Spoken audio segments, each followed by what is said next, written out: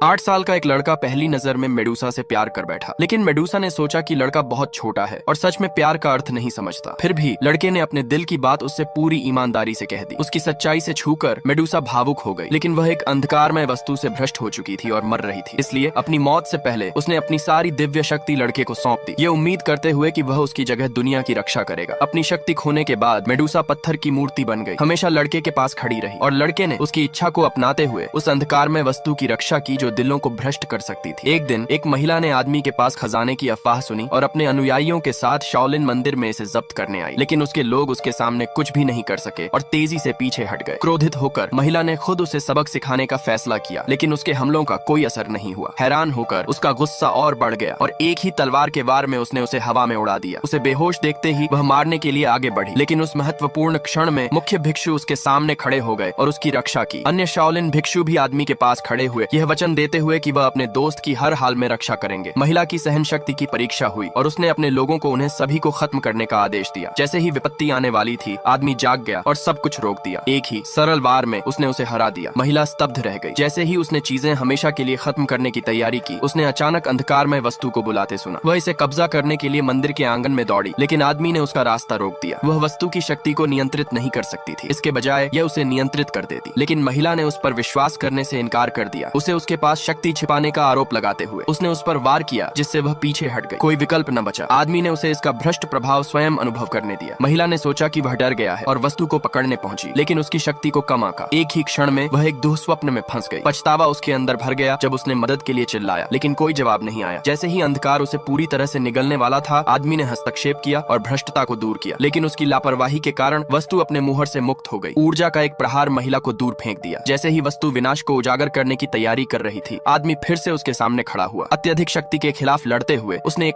कदम बढ़कर सामना किया। वस्तु विरोध कर रही थी और अधिक शक्ति से हमला कर रही थी, लेकिन आदमी हार मानने को तैयार नहीं था। उसके लिए वस्तु को सील करना और दुनिया की रक्षा करना ही उसका जीवन था। एक अंतिम प्रयास के साथ उसने अंधकार को फिर से सील कर दिया। अगले पार्ट के लिए सब्सक्राइब करें।